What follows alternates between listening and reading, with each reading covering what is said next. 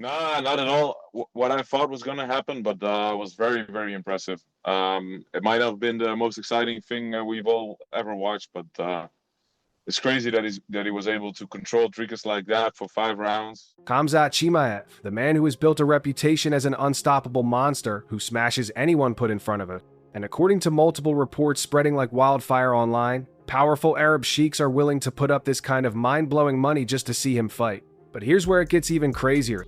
Nobody knows for sure who they want him to fight. Is it another UFC star, a champion from another organization, or maybe even a dream matchup that fans thought could never happen? The rumors are swirling, and if even part of it is true, this could end up being one of the biggest paydays in UFC history. Imagine what $30 million means in a sport where most fighters make a tiny fraction of that. And now the entire fight world is buzzing, asking the same question: who will Chimaev face? And is this mega fight really going to happen? The lead up to this fight, I said, I bet the main event is the fight of the night. Didn't see that coming, but not shocked either. I mean, you go in and dominate the way that he dominated. If you can do it the first round, more than likely you can do it the second. The first big name being talked about is Reinier de Ridder. If you don't know him, he's a Dutch fighter with a strong grappling background, and he's been making waves since joining the UFC. Not only that, but de Ridder has already gone online to challenge Chimaev directly. He congratulated him on becoming champion, but also promised that he would show him what real grappling looks like. That's a bold statement, especially against someone like Chimaev who has built his career on dominating people with wrestling and ground control. Chimaev fired back instantly, writing that he would make de Ridder look like a white belt. For those who don't train, a white belt is the very beginner level in Brazilian Jiu-Jitsu. Basically, Chimaev was saying that de Ridder doesn't stand a chance. And here's the kicker. Both fighters seem ready to fight in Abu Dhabi this October at UFC 321. The date, the location, everything seems to line up perfectly. Incredible energy in the crowd, incredible fight itself. Khamzat's performance, was unbelievable. Yeah. Give us your takeaway of it. And did you see before this fight that being the possible way it was going to play out? No. The lead up to this fight, I said, I bet the main event is the fight of the night. The only question is whether the UFC will actually book it, or if they have bigger plans for their new star. Still, the fact that de Ridder was brave enough to step forward shows just how badly fighters want their shot at Chimaev. Now, when you look at the betting lines, it becomes clear why fighters may think twice before stepping in with Chimaev. Odds makers have him as a massive favorite against just about anyone. For example, he's sitting at negative 550 against Nassourdine Imavov, which means you'd have to bet $550 just to win 100 if you pick Chimaev. Against Caio Baralho, he's a negative 500 favorite. And it gets even crazier against Michael Venom Page, a flashy striker known for his highlight reel knockouts. Chimaev is listed at a ridiculous negative 2,000. That means the betting world doesn't think Page even has a chance. Those numbers are so lopsided that it almost feels unfair. DDP and Khamzat, who do you think wins that fight? Honestly, Chimaev is going to get him to the ground. If he doesn't finish him there, I don't think he wins. I think if you can't get Dricus out in the first, which Chimaev can do, his first round finish is his thing. But if he doesn't get him out of there, I think Dricus, he's a guy that if you don't get rid of, kind of wins. No matter who is standing across from him, Chimaev is seen as the heavy favorite, and that speaks volumes about how dominant he's been. Bookies don't just hand out those kinds of odds without reason. They've seen what Chimaev does inside the cage. He takes fighters down at will, smothers them, and makes even top-level athletes look helpless. So while opponents are lining up, the odds makers are telling us loud and clear, right now nobody is close to his level. While all of this is happening, the middleweight division is moving forward with some big matchups of its own.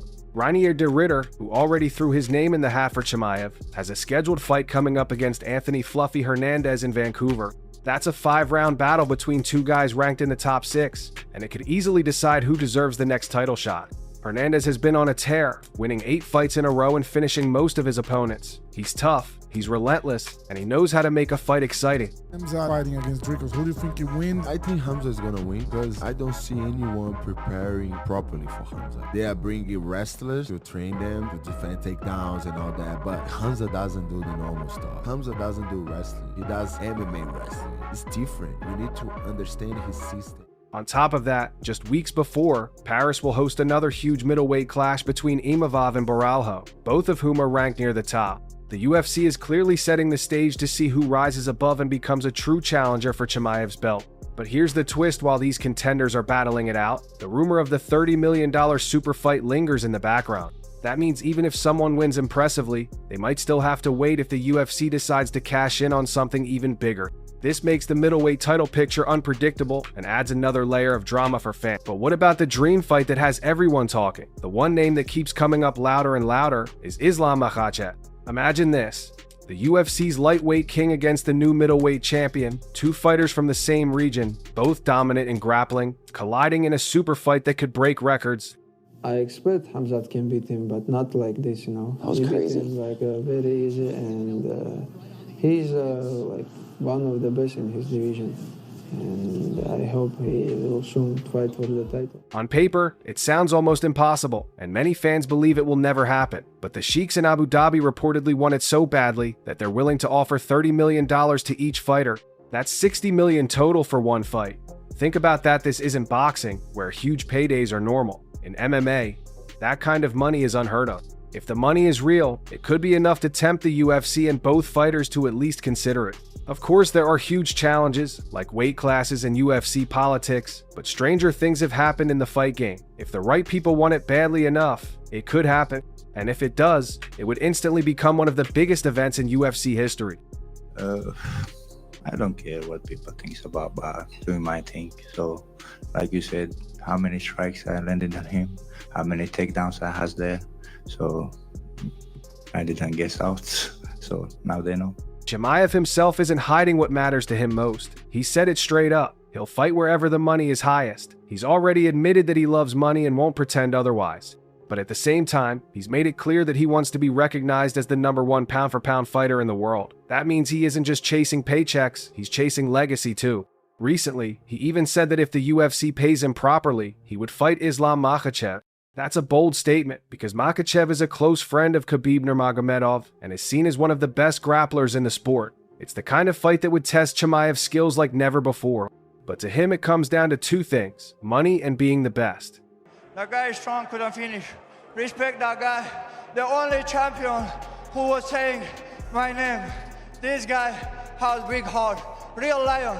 African real lion. Thank you, brother.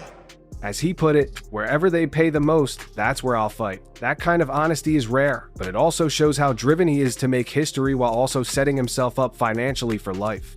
After UFC 319, a lot of fans criticized Chimaev's performance, saying he didn't look as aggressive or exciting as usual. Instead of storming forward like he normally does, he relied heavily on wrestling to control Dricus du Plessis and secure the win. But Javier Mendez, the legendary coach who has worked with fighters like Khabib, came to his defense. On his podcast, he explained that Chimaev actually did the smartest thing possible. Why risk a wild brawl when the championship is on the line? According to Mendez, the safest way to win was to take du Plessis down again and again, which is exactly what Chimaev did. He compared it to strategy, not entertainment. Fans might have wanted chaos, but a true fighter knows when to stick to a game plan. Mendez said if he were in Chimaev's corner, he would have told him to do the same thing: wrestle, control, and don't take unnecessary risks. It might not have been the flashiest fight, but it was effective, and in the UFC, results matter most, especially when a championship belt is on the line.